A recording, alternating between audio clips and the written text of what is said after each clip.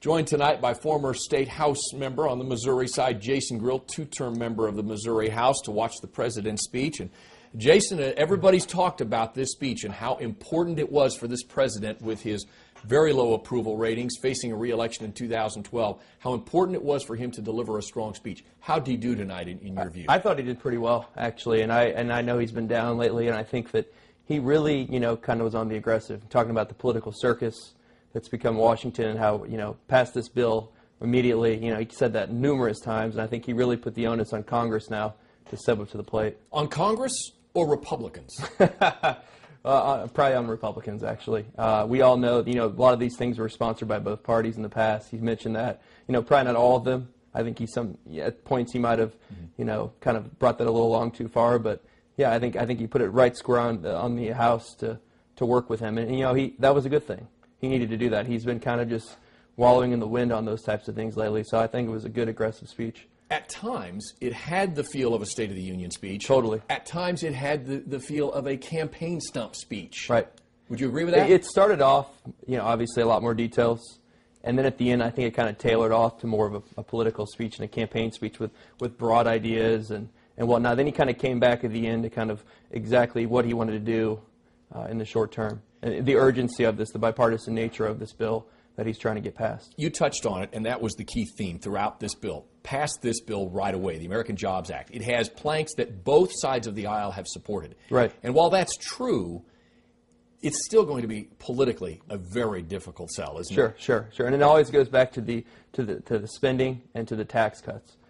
Those are we talked about those and we were watching it, and those are going to be the tough issues. I mean, you can say, let's rebuild some schools or let's fix bridges and stuff, but I mean that's the easy part. Let's get down to the details of the speech. He said it's paid for, and those details are to come. They are to come. But right. Clearly, there are going to be components of both tax increases and spending cuts Correct. to pay for it, right? Yeah, and therein lies the devil in the details. You do raise the taxes on the top 1%, which most Americans, I think, in polls are supporting now. Do lower corporate income tax to create jobs? We talked about that.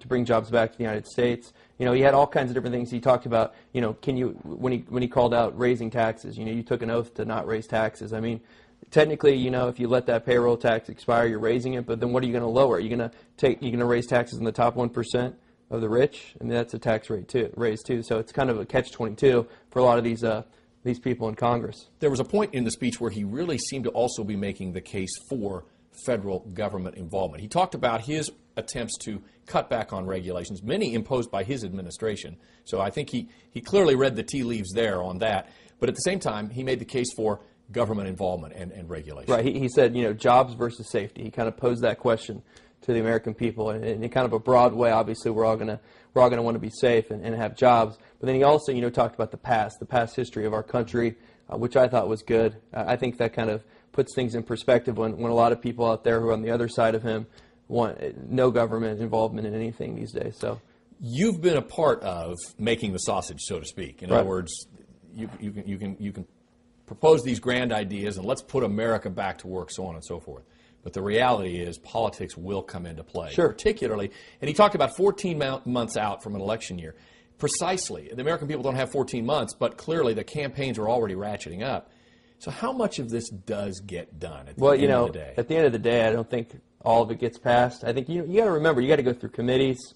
You're going to have all these different egos and personalities, and it is an election year next year, and I think that's going to affect a lot of the people's opinions in this. And I wish it wouldn't. I mean, we all wish we could pass all these things and not raise taxes and fix our roads and compete with China on travel and whatnot. But the devil's in the details, and we'll see what happens. And that's kind of always the big issue now.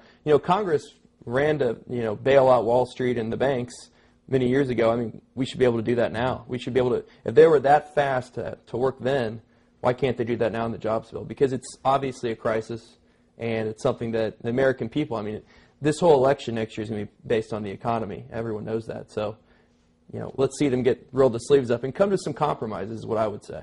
He used jobs, and he actually did play to class warfare. I know he tried to deny it. Yeah, that was the first thing said on Twitter was he said something about this isn't about politics, and then everyone came across, this is about class warfare. The one term you never heard him use you haven't heard this White House use is stimulus.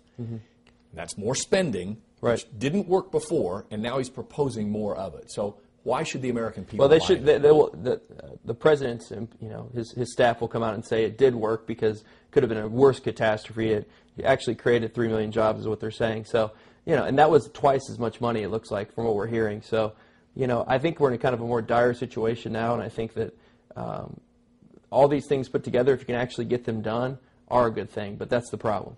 Are the Republicans actually going to come out and say, we didn't vote for these things, and how is that going to work? The next week is going to be huge. Whoever sets the argument the best way. I mean, the president really, put it up there and hit a long drive and did pretty well tonight, I thought. But what's going to happen with those with the next few weeks?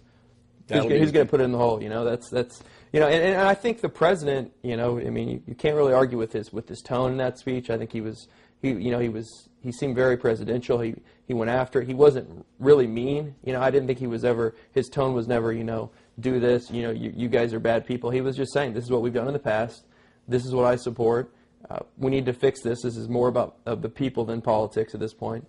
Let's roll our sleeves up and get it done, which I thought was good. Now, like we said, I mean, next week, next few weeks, what's going to happen with the details and the spending and the cuts and all the other stuff that goes into the bill. All right, Jason Grill, who joins us as a political analyst tonight as we watch the president's speech. We will, of course, continue to cover this both here on fox4kc.com and on Fox 4 News as well.